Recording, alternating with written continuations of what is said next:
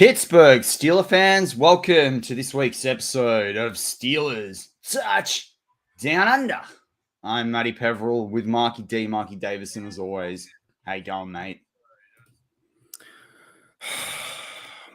I don't really want to talk about it. I might as well just not be here. I'm in a sad mood. The show is yours, Matty. Well, look, I'm going to say this from the get-go, right? Disclaimer, whether you're listening live right now on YouTube or Facebook or on the audio side, we are fans just like you. We're going to keep today's, this evening, if you're over there in the US, discussion. It's very fan perspective. We're frustrated, right? You guys are frustrated, I'm sure. I mean, I find it hard to believe anyone walks away from that game happy in any way, shape, or form. Even debating an improvement. So also, please participate in the live chat. Think of this as your Steelers therapy session. You can go into the weekend and forget about the Steelers. That may be really hard to do for some of us, particularly if you like me and you wear Steelers shirts all the time, right? But you need to just forget about the Steeler fan. You need to forget about the Steelers game and the Steelers and just refresh and let next week be next week. But Mark, if you were to sum this game up that we watched, less than 24 hours ago now for you and I in our local time, what word would you use? Oh, disappointment is the one in the nutshell. It's like when your parents just say they didn't, if you did something wrong, or like when you were to stuff up or something like that, they were disappointed. You might have done something really bad. And they gave you that look of like, oh, no, if they lose respect for me or they are disappointed in me, you're like, damn. That's what I feel like. But at the same time, a lot of Steeler fans are disappointed with the Steelers right now. And I feel like the Steelers don't care. In their press conferences, man, their words are the same. And yes, Tomlin is the art wordsmith or whatever. And I do respect him. I do think he's still a winner as a coach. But right now we're going through some tough times the last few years. And I just feel that their responses and their mannerisms on the field, off the field, they simply don't care. That's what I feel. I think, and a Facebook user, Minor, Jane, says it's going to be a long year, and I agree. If they continue to play this exact same way, they will continue to lose games, and they have no hope of winning. I predicted them to lose before the game 31-10, and they lost 30-17. And what happened was the exact same thing. They lost control of the football. The possession-wise went in the favor of the Browns. Hey, you know what? Shout out to the Browns, man. First of all, shout out to the Browns. They actually played a football game yesterday. They did. They ran Kareem Hunt. They passed the ball to Cooper. They got the ball to tight end. They played a fantastic game. 2 TDs as well, 2%. Right? They played a great game. But the Steelers beat themselves. Yeah, and I'm going to touch on a couple of things there. And I'm actually... Steelers freak and I must be thinking very alike. Except where I disagree is I don't think it's time for a head coaching change. So Steelers freak says this team's play has been exhausting for years. Time for a head coach change. But I'm sitting here right now, like all the other Steelers fans out there. And all right, we all talk about the not winning a playoff game for 5 years. That's one thing. We had to sit through 2019 with that was Ben's injured. He's going to come back. It could have been a draft of a quarterback there, right? We then sit through Randy Land, which right now, Randy Land is looking like a 6-star destination versus what we're doing right now, right? Now we're sitting through Canada. I'm telling you, Randy Land is a better place to go than Canada right now. That is where we're at. At least Randy Land could scheme the passing game. Yeah, the run game was awful, and he wasn't an offensive coordinator. But at least we could throw the damn football. Now, and yeah, it wasn't over the middle, but Ben can throw people open. Ben can make reads. Ben can do audibles. Ben can draw plays up in the dirt that actually win. Ben knows how to do that. Trubisky's no Ben Roethlisberger, and no one's ever said he is. But we're acting as if it is what you said there. There's this atmosphere around the team that And yes, I'm not saying that they're going out every press conference and saying, Trubisky's, a franchise quarterback, but they're acting like it doesn't matter. I mean, Tomlin to say, what I can't understand, right? And I'm a fan of Tomlin. And I'll get on to Canada's press conference from midweek because that was abominable, absolutely atrocious. The laughing, the nonchalant laughing of I don't have to answer this, I don't have to answer that. Who are you, Matt Canada? You've done nothing in the NFL. You couldn't hold down a college coaching job. And if he's that in demand, I hope some college out there gets him to tomorrow and we can move on from it, right? Figure it out. Mike Sullivan, the quarterback coach, has been an offensive coordinator before, I'm pretty sure. But I'll go to Tomlin's press conference.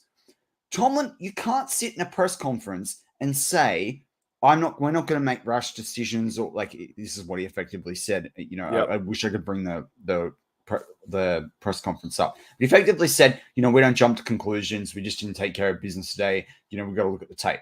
If you're going to say that, don't say you're not going to make a quarterback change when he said definitively no, because you don't know what's on that tape. That's what you've just said. Mm-hmm. You can't have both sides of the cake on that one. Or you can't have your cake and eat it too. No, I'm really frustrated about it. But don't say that, because I can tell you, if you look at the spread, the chart of Trubisky's throws in terms of the middle of the field, and you look at them deep and you look at them short, you can't sit there and tell me when you compare that to all the throws Kenny Pickett's made in his life that you've got a stat for, because Kenny Pickett can throw into the middle of the field. Yes, he hasn't done it in the NFL, but cool. For those people out there saying that, give him a chance to do it in the NFL. But it's got to get better than what it is right now. And right now, this is a 5-12 team. 5-12. I could even think worse. I honestly don't think they're going to win with Trubisky ever.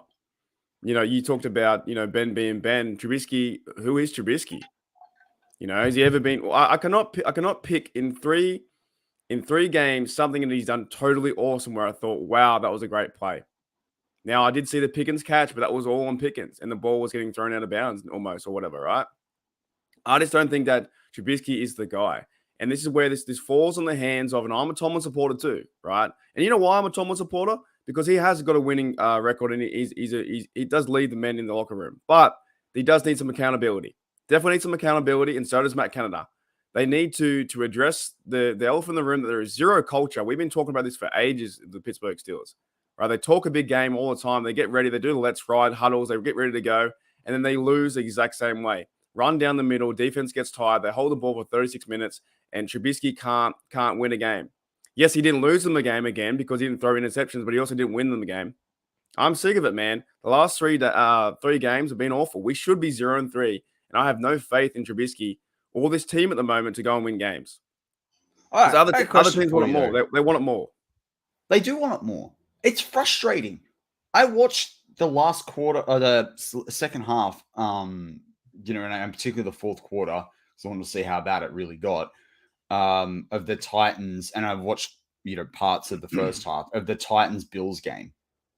The Titans looked better on offense for a lot of that game, and they just fumbled the ball a lot. Thank God we didn't do that, last night. But they looked more cohesive on offense than what we looked yesterday. Now, I haven't watched all 22. It's going to be painful. It's going to be like ripping my own eyeballs out. But, and I swear I'm getting to the point, it was bad enough with the Patriots game. It's frustrating, and it's just really not enjoyable to do. But something's got to give here. And, we talk about the team, the defense could have played better yesterday. I thought, Bush played well and all those sorts of things. But how many times have we sat here and criticized Marcus Allen? I'm going to bring two people, Marcus Allen and Derek Watt, right? Now, yes, park Derek Watt doing things on special teams. There are plenty of players that can do things on special teams. Find them, pay that, whatever. But I'm just using those two examples as a point. We get nothing from the fullback, and Marcus Allen's never been what we thought he'd be at safety, and he's never going to be a linebacker. We accept stuff like that on this roster where we've got 53, vital positions. Should we expect anything different? No. From what we're saying? This team on offense just doesn't want to move the football. And it all starts with Tomlin, then it goes down to Matt Canada, then it goes down to the players. But I think, you're wasting a lot of good players of very, very good skill set. They didn't target Muth until the fourth quarter, until 3 minutes in or something like that. Trubisky hasn't got the winning mentality right now. You can see it in his whole, he walks into the field I'm still a bit like kind of confused as well how he just got captain straight away and how he got, QB number one.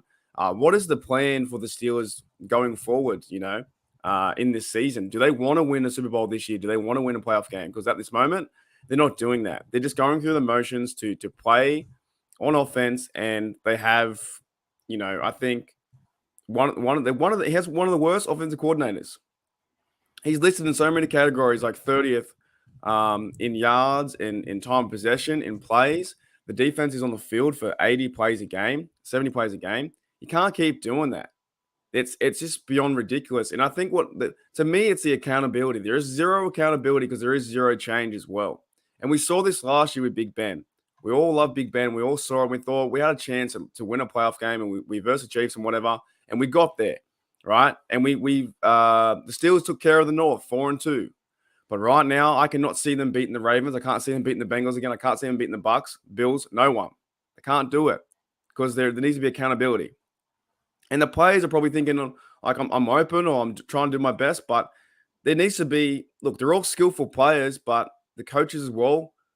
So there needs to be a spark, man. Like I saw good things. And first of all, too, people who are like, targeting the O-line was playing okay. No, the O-line and Jalen Warren and George Pickens is fine, man. Are like, those 7 blokes are fine. Those 7 blokes so that, to me, if you have a take, look, everyone's got their own take. We're all on the internet. We're all internet warriors, right? Mm-hmm. I'm one of the best internet warriors out there. But I like, but we are. But in fairness, and I was thinking about this last week, right? Now, I had a day of annual leave that I took, right? Because the game's played on our Friday, right? And we watched that at home. I get to do very few games like that a year where I get to watch it where it's not at 3 a.m. in the damn morning. And they put that crap on. It's pretty tough, even as an international fan. You and I wake up at 3 a.m. It doesn't make us holier than any other Steel fan. We're not. But it's gonna get really, really difficult to wake up at 3 a.m. every morning. I'll do it because I love this team. But to get up at 3 a.m. most Monday mornings and watch these games, and then to go and have to watch all 22 of it. As I said, I've done 3 weeks of it, and it's painful. It's really painful. Well, I don't think we have a bad team overall. I don't think the Steelers have a bad philosophy in what they're doing, what they're trying to do. No. To me, the receiver screens don't work, and there are certain times where they run the football up the middle and it doesn't work too. You saw the football being they scored a touchdown. The Browns scored a touchdown to go 7-0. And straight away, they went into more of a no-huddle, fast-paced, up-tempo offense. They went back down and scored 7-7. They were in this game at the first half, and then all fell to pieces in the second half. However, I still find that Trubisky is a bad to awful quarterback. The amount of times he threw on his back foot was terrible. The amount of times he rolled out to the right or left, and for no reason, right, he did that, and he was throwing footballs into pass coverage by 2 or 3 people. And also, the Matt Canada offense builds and designs plays for rollouts where you only target one player. And I'm sick of them, man. Because you look at the other offenses. I saw Tua go off the other day. Yes, we don't have a Tua, but Tua went off for 6 TDs. Jalen Hurts went off and played some good football. Yeah. They're promoting the football around the field, and they're designing routes and getting open concepts to get football to their players. How do we not do that with this quarterback and this team when you have Deontay Johnson, Claypool, Pickens, and Fryman in the middle? 4 stars. It's beyond ridiculous what's happening, that everyone can see it besides the coach Tomlin, which is accountability, and Matt Canada. So my question is, why draft Calvin Austin? Unless all he's going to do is do sweeps and he's going to get tackled for losses overall. If you draft a player like Calvin Austin, you plan to use him over the middle. If you have a route runner like Deontay Johnson, you use him doing drag routes. If you have a guy like Chase Claypool, particularly a guy who's 6'4", 238 pounds, runs like a 4.54 or whatever it is, and who can't high punt the ball, you got to throw it over the middle so we can get into space and smash some quarterbacks, some slot corners. Freemuth, the same thing. They don't throw it there. Kenny Pickett, when he was drafted, I think I've said this several times over the last couple of weeks. He was one of the best quarterbacks in college football, throwing out through the middle, accurate, regular, good volume of passes doing that. That's why when they drafted him over Malik Willis, I was really happy because He knows how to throw over the middle. It's something the Steelers haven't done very well. But Trubisky's like if you go back in the All-22 and you watch the first quarter against the Patriots, there are guys like blatantly open. Any of us could have made that pass. I can't understand it.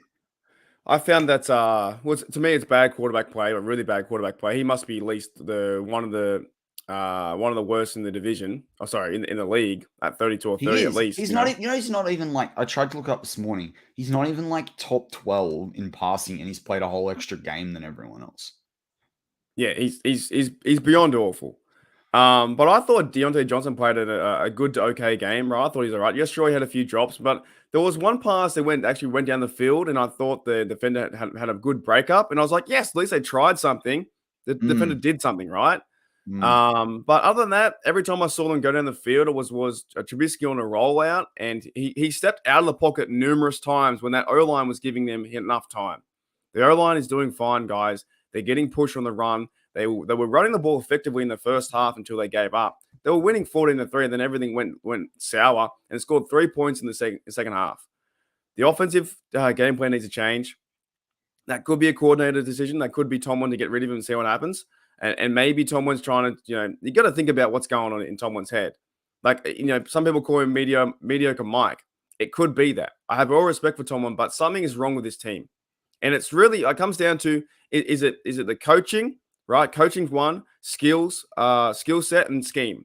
Which one is it? Is it a combination of all three? These guys have the skill set.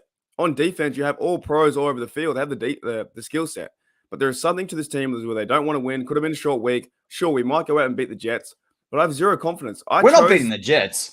The Jets beat the Browns, man. We're not beating the Jets. Joe Flacco. Joe Flacco's going to come in and beat us. And then what show are you and I going to do then? We'll have to do a Jets podcast talking about Joe Flacco. I don't know. I mean, look, and as I want to bring that up, this from Myrna from Facebook. Like, if not starting Kenny, God, please start Mason.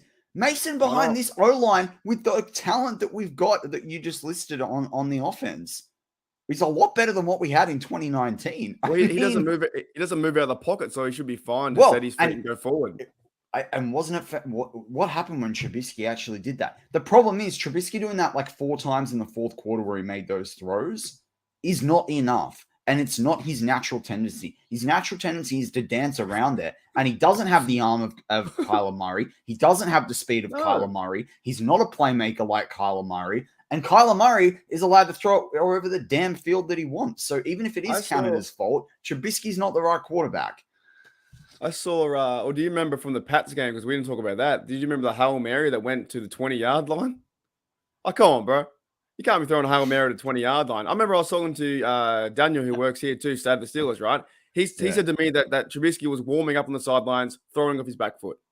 I've never seen, I am so thankful we had Big Ben for so many years now, and what we saw was magical. I want to go back and watch those games in 2015 where it was to AB, because what we're seeing is just beyond terrible. 0 TDs, 0 interceptions, and 200 yards. Awful. All right. Look, and I can't have both. I can't play both sides of the fence here either, because I, said a lot last year that I thought Ben was a little bit past it.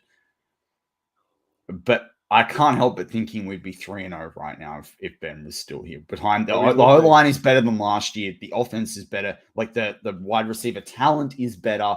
Frim, it's more experienced. With Jalen Warren and Najee Harris, I'm not saying bring him out. I'm not going to go down that route about bringing out retirement and all that sort of stuff. I'm just saying, we were unhappy last year. That's why we're all unhappy this year. And it goes back to what I said when we started the show. We've not won the 5 playoff games. People talk about that, right? Mm-hmm. That's one part. We haven't been in a Super Bowl in, 13, 14 seasons now. But we've had to. I don't mind, even if you miss the playoffs with 9 wins, I don't mind, as long as you can go in there solidly as a fan and as a team and go, you know what, we've got to shot this game, and if we have to, we can throw the ball around. They can't throw the ball around. They rely on true defensive they will rely on at least one defensive TD to win a game this season. You can't do that. It's not possible in this league. It might have been possible in the 90s, 80s, 70s. You can't do that in this league. How are you going to go against Mahomes, Herbert, Wilson? They're done, man. It's They're all not done. even the AFC. Burrow. Well, It doesn't happen. Even Josh the guys. Allen. It doesn't happen, man. Yep, the guys coming up, Tom Brady and the Bills coming up real soon, and Jalen Hurts in the Philadelphia Eagles and will crush us. Tom Brady. That game will be lucky to be 50-7. That game. I reckon all those teams, the Bills, Eagles, and Bucks could all beat the Steelers by 40 because they have actual offenses that know how to get the ball down the field. They're coached well. They have good offensive schemes. But also, we could be 3-0 too, right? We could easily be 0-3. We could be 3-0 if we played Pickett as well, because we don't know. And the other narrative out there. But at least if we ran Pickett, right, we'd be getting him experience for the following year. You know, like look at Burrow. Burrow's first year, right? And obviously they put him out there and he got his ACL done and whatever. But they got him out there and doing things. Peyton Manning famously broke Terry Bradshaw's interception record, right? Went out there and did something.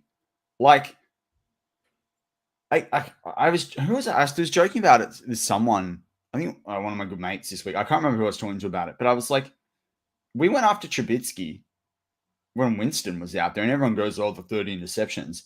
Winston can throw the ball. Winston's a good quarterback. Winston knows how to throw from the pocket and do it on the move, and he's a lot more accurate than Mitch Trubisky. Now, there's all this coulda, shoulda, woulda, right?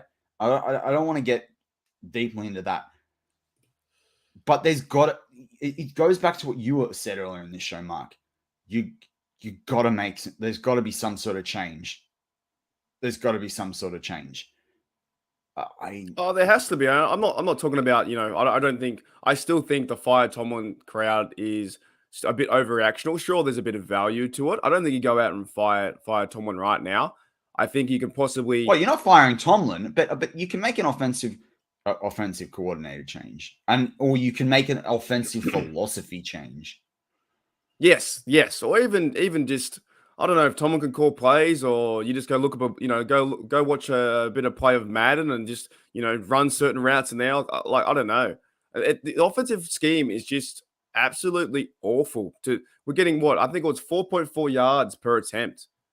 And somehow Matt Canada feels like he's happy with that, and they ran the ball. Yeah, Jeffrey well. Benedict said with the average of 6.75 or whatever it was that he had yesterday, I'll pull it up. He said in the BTSC Slack channel, that sweet 6.47 yards per attempt in this game brought his season yards per average all the way from 5.1 to 5.52.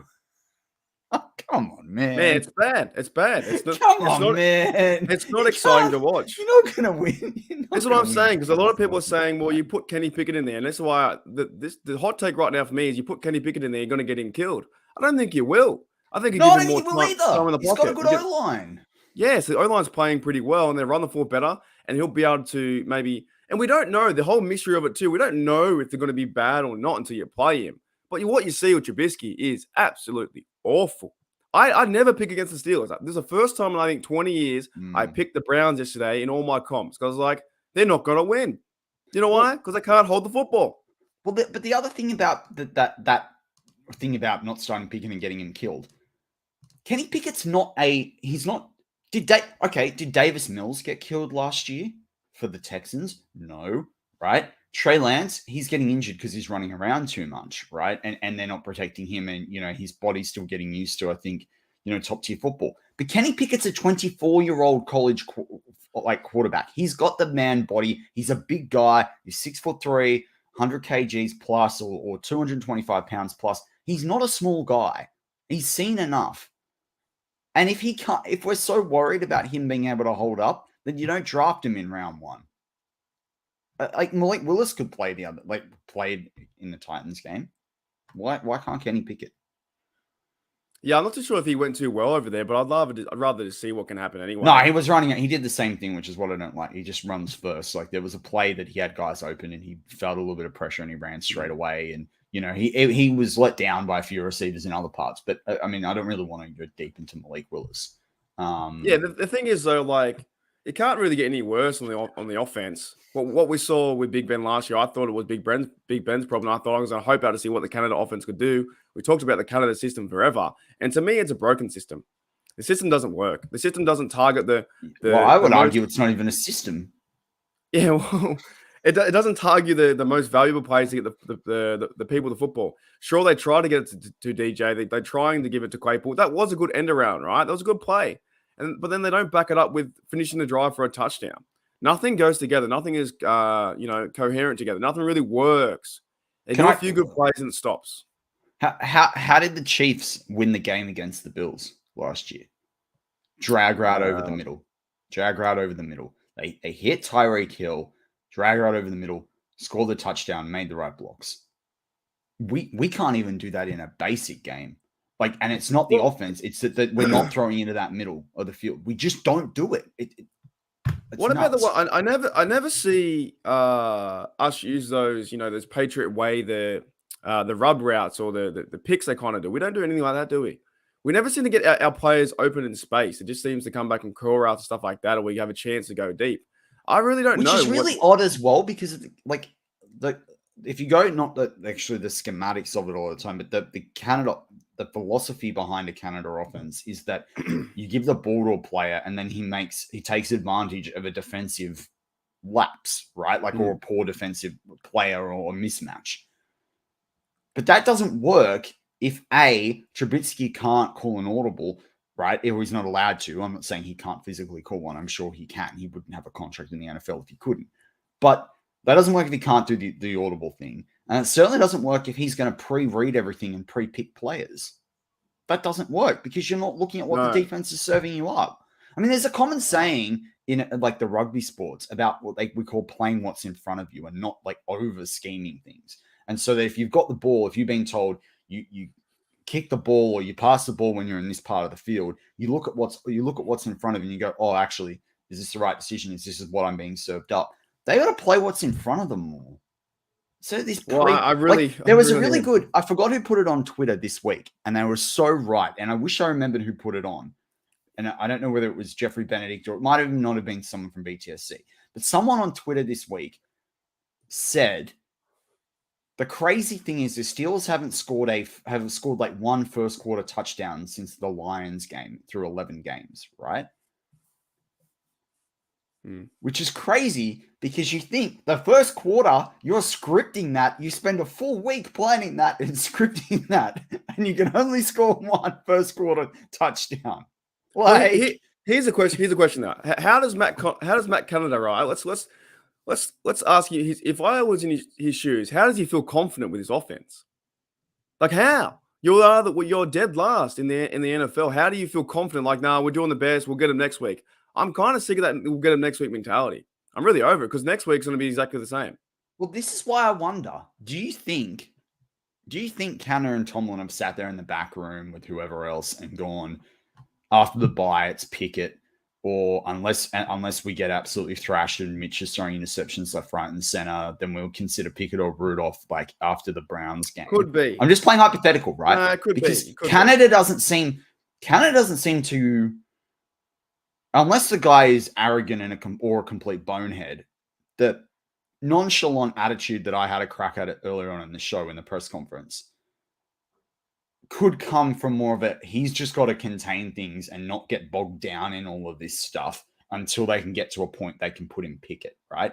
And I did hear a narrative in one or more of the national NFL media shows this week that sort of said, hey, maybe it's making sure the team realizes that when they put in Pickett, it's at that point that the team's like, we can't win with Trubisky, right? So there's a clear definitive line in the sand. But I'm sitting there as I'm thinking about that and I'm going, what? So we're going to be 2-6 or 3-5 or 1-7 to realize that?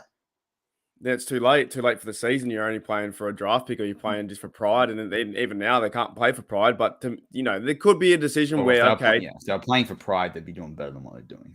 Exactly. But Tomlin and Canada could come to an agreement. Actually, no, if we are going to change, we know he's doing poor. We won't tell the media what's going on. We'll do it at this week.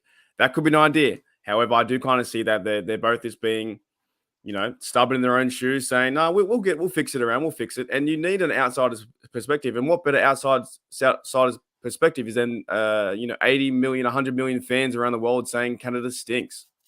His offense is So poor. do you know a fun fact about this game, or that related to this game? Nick Chubb has the most rushing attempts in the league with 62, right? So the most attempts. So it's not like I've grabbed someone with 3 attempts.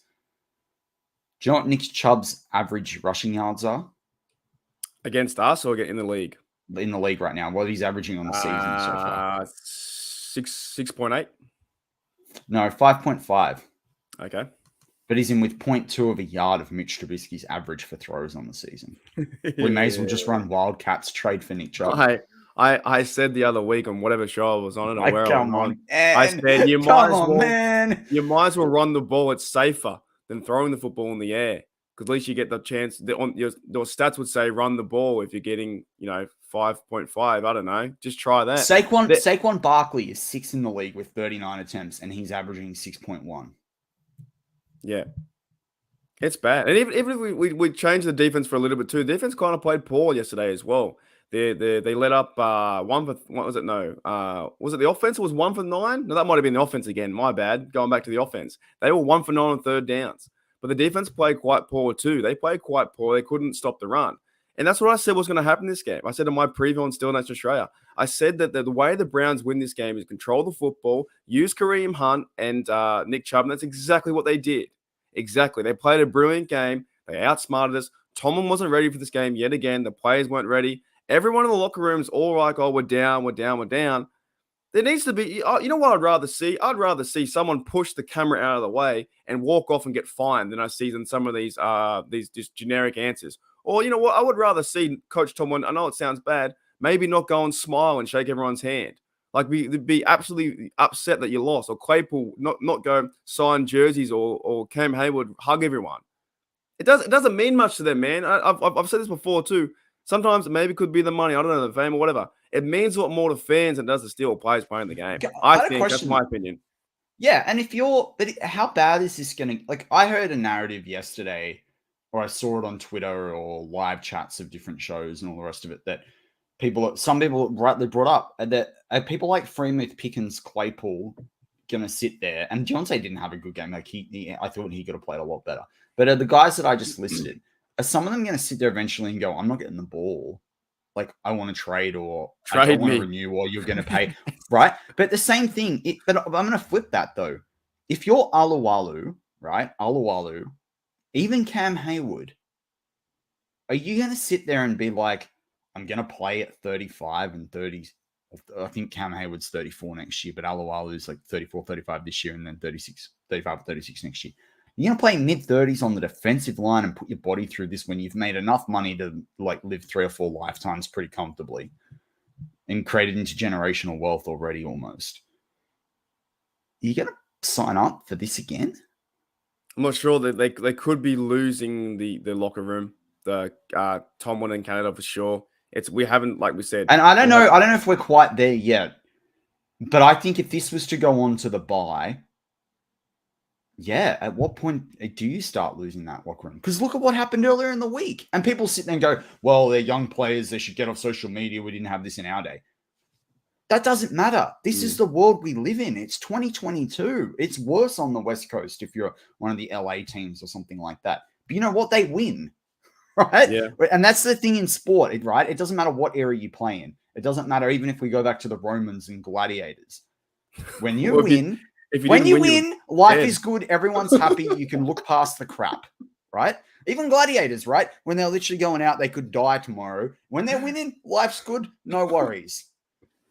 It doesn't matter. But right now, they're not winning. And the reason, like, I think we're so fired up is because Steeler fans, and we feel you from this live chat, and we feel the listeners out there that aren't listening live, that, you're doing it on, Spotify, Apple iTunes, whatever it is that you're listening to, Pandora, Stitcher, Anchor, wherever you get BehindTheSteelCurtain.com, one-stop shop for all things Pittsburgh Steelers, right? Wherever you get that. We feel you because there is no Super Bowl in 12 years, like appearance. There is no playoff win in 5 years or 6 seasons or whatever it is. The offense looks crap. It's been crap since 2018. And we've gone from we've gone from Randy Land on a one-way ticket to Canada, and it's not a fun place to be. Matty, there was no post-game press conference for the Gladiators. You lose, you're dead. That's 100%. There was Out no the door. there was no Tomlin saying we'll get him next week. You got no arms and legs. You're gone. That's right. What a That's right. comparison! What a great comparison. Bring back the gladiator days where That's called taking care of business. Right? bring that mentality. If you don't win, you're out. Your life's ended. Imagine that. That'd be crazy. Oh boy. Well, they should play like that. That mentality should play like that. I like it, Brian Brown. I don't know whether that's weekend feels or you've opened up the 6-pack But then it's Friday two. night.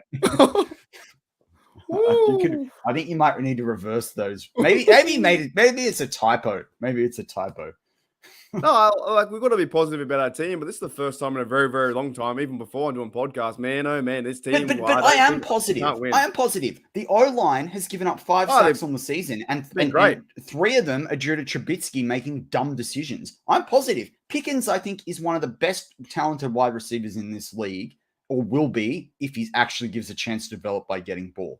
This could be the best wide receiver group in the league when you bring back a guy like Calvin Austin with the top 4 that we've got. Pat Freiermuth, to me, is a top 3 tight end in the league if you give him enough ball, if you use him in the right way.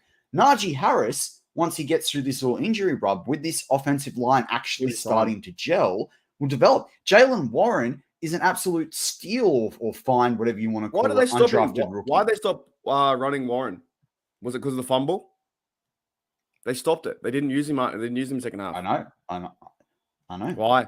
That was a mistake. Too busy trying to do sweeps to Claypool, who actually had a really nice run. And it's not Claypool's fault. I'm not blaming Claypool. I think he's fantastic on sweeps. I just sometimes wonder when we use them in the middle of the field, use them in the red zone, or use them 30, 40 yards to their field goal line, right? Or do it on a 3rd and long to get into field goal range. I'm positive about this team. What I'm not positive on is not throwing in the middle of the field. I'm not positive on the offensive scheme that's never reliable. And I'm not positive on the quarterback play right now. And I don't think he's the right person. But I do think there's someone sitting on the bench, right? And if Tomlin is sitting there going, I don't want to put Pickett through this yet, too much expectation, or he's just not quite ready, Mason Rudolph can throw from the pocket. Yeah. So what's the main problem for you in this team? Is it Canada and Trubisky? Because that's for me, it is. It is. The hard thing, right? After the first week, I would sit there and say it's Canada. And I do think there are massive problems in the Canada offense, the way it's approached, whatever, right? But the hard thing on tape is that you see people open in the middle of the field and the ball's not going there because he's pre-read to someone going to the sideline for 2 yards. So it's very hard to sit here and say it's Canada when there's guys glaringly open in the middle of the field. I got a point too from Brian Brownie. I was never against Mason Rudolph, to be honest. So Mason Rudolph not never have I. I've got there's an article sitting on BTSC last year about the Cleveland game, and I or maybe even this year before, where I wrote that article. No, it was the year before, but when they played him in the round 17 game before the playoffs, and I talked about all the things he could do in an air raid offense, and even Canada's scheme, the sweeps is sweeps, but after that, dude, shots downfield. I mean, look at that throw. Look at that. All right, here's a good example of how dire it is. The throw that he made to Pickens in the playoffs, and yes, it was against third stringers, blah, blah, blah, but he had third stringers on the field or second stringers on the field on the O-line and all the rest of it. Didn't have Najee Harris, didn't have the game flow, what have you. But that throw he made to Pickens is probably the best throw I've seen from the Steelers offense in preseason or season 2022. It was bloody beautiful. It was nice. And the one that's and a lot of people, even people that aren't massive fans of Rudolph, sit there and say that he's got the best arm on the roster. Yeah, well, I would rather play more run with him and run play action with Rudolph and get the ball to Muth. I can't believe that they didn't target Muth for 3 quarters. That was the most craziest part about this offense. How is that? But also the other thing is, it's not even like, and as I say, I need to check this on tape, but from watching it at first glance, it's not even like they didn't throw it to Freiermuth because he was being absolutely locked down, by the defense, and that they were using him to distract the defense. It just wasn't going near him. I don't get it. Yeah, they targeted him 4 times, I think, in the last fourth quarter, and the 2 big plays as well down the middle, and they got the first downs. But they're just. I don't think Trubisky is ready for this for the Steelers game plan, whatever that may be, and I don't think Trubisky is ready for he's an NFL quarterback. He was a round 1 bust, or was round 2. No, he's round 1. He was picked second overall by Chicago Bears. Second overall. But the problem as well, and Brian Brown alludes to in the live chat. He says Mason will throw downfield even if he's picked. He'll still go there. Exactly. Think about Ben. Think about the top quarterbacks in this league. Even if they throw 3 interceptions, if they can throw 4 or 5 TDs, you can still walk away with a win. As long as your defense holds up, right? At least you're on the field for longer so that your defense can have a rest, right? Whereas Trubisky, I think and maybe he came in and maybe he did have an opportunity in this offense, and he's just crap scared, I want to use another word, of making a mistake, right? And I can understand that because he's playing for his future and whatever. But mate, you've got a certain amount of guaranteed money. You've made a ton of money in the league so far. You got to, it's that thing of go to the bathroom, do a poo or get off the pot, right? Like, you gotta play better than that, especially behind that O-line, because that O-line is like 5 to 10 times better. And I say that because they've let in 5 sacks, 2 of them his fault, right? But even if that O-line had let in 5 sacks per game and we're already at 15 sacks, if you're throwing the football down the field, we'd still be in a good place. It's less than the amount of sacks that like Burrow took last year, that Ben took last year. So actually, it's a lot. It's about half the sacks Ben took last year. But still, the point being is the O-line is a lot better than what we thought. So stand in the damn pocket and make a throw. I like how you said you're playing for his future. With who? Yeah, not the Steelers. Not the NFL, man. I wouldn't pick him up. Here's a question that our mate too from BTSC, Stay the Steelers, who does the Stay the Steelers show, I think, on Saturday. Daniel said to me a few days ago, what would happen if Trubisky was playing on the Browns? How would the defense be able to handle him? Our defense. Like our defense? Yes. 100%. Exactly. Everyone I asked that question, you cannot 100%. Tell me if Trubisky was on the other side of the field, would take care of him. So why is he commanding the offense? Send him to the Commanders. He's not doing anything. He's bad. He's a bad quarterback. He's awful. And look, I get not throwing deep when there's ball hawking. Like, if you look at Trubisky, if you look at Brissett's on Next Gen Stats, you look at the profile of where he throw it on the field. Like, so there's the 12 quadrants, if you like, or the 12 sections. So, plus 20 yards, 20 to 10, 0 to 10 behind the line of scrimmage. And Trubisky's got like nothing over 20 yards in the middle and nothing in the 0 to 10 yards because he doesn't throw there, and he's got like 2 in the middle of the field. So he's like, doesn't throw in the middle of the field. He's still throwing U shapes. I don't get it. Go play for the Colts if you want to show, throw U shapes and throw with their logo, right? But and Brissett though threw all over kind of in the middle, a little bit less in the middle because the Steelers, do have a scheme right there. But he threw. He didn't throw like anything deep because we've got like Minkah Fitzpatrick. They don't have that back there.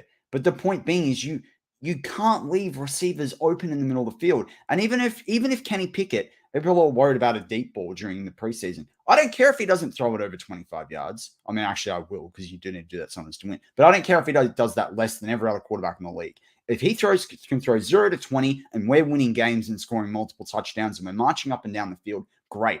That's how Tom Brady won Super Bowls. It works. Mac Jones made the playoffs last year doing that. At least we're in there. At least we've got a shot. Well, but right now we're not even. Right now, the only place we're in is the bottom of the AFC North. If this stuff continues, if it continues, we will. It'd be very hard to win, like you said, more than 5 games. But I'm looking at Trubisky's stats right from 2017. Can you guess his career average throw yardage? Oh, isn't it like 6 or something? Yeah, 6.6. Now I don't know what the other ones may be. I got that one right. Yeah. Well, I knew it was something like 6'4". I was like 6'4" going into the season when I did a review of it. Man, I'm happy. I pulled that one out, man. Should we be shocked then if it's 6.6? Because all these other stuff is like his highest was 7.4 in 2018. But other than that, everything's exactly the same. So we'd be shocked that this is the guy that plays too safe. He's 66 touchdowns. I'm kind of shocked because he's 2 yards lower than that, man. And people go, "Oh, it's only been 3 games." It's 3 games. But he's a veteran. Like, you just got to turn up and play. 100%. Like, I don't care. It's like, oh, give him time. I've given enough time, I think, for Canada. I've given enough time for Trubisky. And I don't know any other, like Mahomes average, but it surely is higher than 6.6. His TDs are 66 in career and 39 interceptions. Been sacked 116 I wouldn't mind times. if it was 6.6 on average, because like there's some stuff behind the line of scrimmage that doesn't happen, and then there's other stuff that goes for like 15 yards in the middle of the field, right? The problem is it's a painful 5.5 like that he's throwing right now. Oh, right. And you're kind of sitting there going, we're lucky to be even getting this when you're watching the tape. Lucky, are we? Man, at the end of the day, it's been the most, I think, everything coming down to it, it's been the most frustrating offense to watch in, I think, years and years and years. And there is nothing overly positive to say besides some good O-line play and some good running back play. And you have the skilled players, but the offensive coordinator is too scared to do anything, go downfield. And Trubisky doesn't like doing that. He throws off his back foot, he's playing safe. And to come out and then go face the podium and say, oh, we did okay, we'll get it next week. I thought we did some good things the first half. No, it's absolutely awful, man. Like I said, I'd rather see him be frustrated and punch a cameraman and then get fined and then not talk to anyone and be visibly upset than portraying an idea of like, oh, everything's okay. Everything's not okay. You're going to be one of the worst quarterbacks. If you play for 10 games, there'll be backup quarterbacks having better stats than you. Cooper Rush. It's not even just the Cooper stats Rush and beat the the backup. Bengals. It's not even about being the best quarterback or the stats. It's that you're doing nothing for this team except sending them back. See, Andy agrees. Andy gets it. What about this? How many yards? So I thought about a mediocre quarterback that's had some level of success. Andy Dalton, right? It's just the first thing I came up when I could pull up some stats from Pro Football Reference. What yards per attempt do you think he has over the course of his career? 9.6. Nice. He has 7. All right. But he's still sitting there at like that 0.4 average is actually pretty substantial beyond Mitch Trubisky. And like, you look at this, do we want to be the Bengals? All those years we laughed at the Bengals? Because if you do, there's a lot of years here with Andy Dalton that he's getting 6.4, 6.5, 6.6, right? But there's other years where he's at 7.5, 8.4, 7.3. Right now, we're on 5.5. 5.5. We're less than Nick Chubb, who's done the most rushes in the league. You know what? It was a good time laughing at the Bengals all those years. It was a real fun time. And now we are turning into that. Now we're looking in the mirror, man. Yeah, man. Big time. It's like, who are the Steelers? Like, it is a bit like that too, because the game does change and they're not reacting to what is changing around the league. The Bills are the new team. The Chiefs are the good team. Even the Dolphins have changed their philosophy on their offense and they're playing some really good football, right? And the Browns are sneaking away with wins too. It's the Steelers need to have a hard look at themselves and say, who are we? What do we need to do? And like I said, you like Andy said too in there too, you need to show some emotion. Have a bit of character and show emotion. Even if you're in the back of your mind, you're like, oh, I'm getting paid millions of dollars. It's just a game to me. Nah, man. It's not a game to a lot of fans around the world. It's like, it's life. Steel Nation is life for a lot of people. And it is life, man. People get born with a terrible towel, right? In Pittsburgh. People get terrible towels like put on their coffins, or they wear Steelers jerseys when they're buried and cremated. Like, I wouldn't mind seeing if like Trubisky actually could go through his progressions and try and throw the football down the field, get a TD, get an interception, play a good game, and then, we still lose. Fine. But you kind of knew after halftime from the first drive it was done. He wasn't going to score points. They were down by 9 points, right? But I knew going into the game, man. You knew going into this game it was going to be this, right? I'll just say, and people go, oh, the college game is different. Fine. But like, Kenny Pickett averaged 7.3 in passing at Pitt. He averaged 8.7 in 2021 and 7.3 in 2020, right? And obviously and people went, oh, but Kenny can't. Even then, we're like, Kenny doesn't throw a good deep ball. Well, fine. But that average per play is pretty decent. And he it's Pickett time. It has to be. It has to be someone's time. It can't be Trubisky time. I have no faith in the guy at all. Like, I don't think he's. If we're gonna have 10 days off, and here's a big thing. If we have 10 days off, and we plan for the Jets. They Steelers should have the home field advantage to win that game. But I still won't pick him. I'm going to pick the Jets. I know it sounds crazy, but I have no faith in Trubisky, nor do I have Canada. So no one can win your games. Well, you know what? I thought that before we end up the show, this is a funny one, right? So I play fantasy with a few people in the BTSC, our program, and John. Actually, I just want to say you commented on it in the live chat, but John Funker, that's exactly it. That's exactly the theme. It's both of their faults, Canada and Trubisky's fault. So I got the Ravens and the Steelers defense in fantasy, right? So week one, I was like, oh yeah, Burrow's going to put points on the Steelers defense. So I picked the Ravens, right? That was a mistake against the Jets with how well the Steelers defense played. Then last week, I was like, all right, well, I'm going to pick the Ravens again. And that didn't do very well. And then this week, I thought, I'll put the Steelers. The Steelers at least hold the Browns to under 20. They know they got to win. No, the Steelers got like a whole 3 points. And now I've got against the Patriots and the Ravens, who I had in there originally. And now I'm not going to get any points for them this week. Freemuth got no ball. So I'm probably going to lose my fantasy matchup this week, like a lot of people with any Steelers players would. But I just thought it was, it just made me laugh yesterday. You can't pick it. I know we're going to end soon. But Jeremiah Yoder puts up. The problem is, do you put a rookie in the middle of all this? Yeah. Yes. Put someone in there that's got a bit of confidence. That's 24. That was first round draft pick behind a decent O line. Let him do it, man. He can play. What's the worst that can happen? We lose. We're losing anyway. But think about the defense he played against at Jacksonville, right? And this Jacksonville team is better than what people think. I actually tipped them this week to beat the Chargers because I think particularly obvious, and that was before Herbert was injured. But he stood up into pressure there against a pretty good defensive front from Jacksonville and kept his cool. And I would put him in all of that. I put him in there too. I say, why not, man? You're a football player. You're a pro football player. You got drafted for a reason, number one.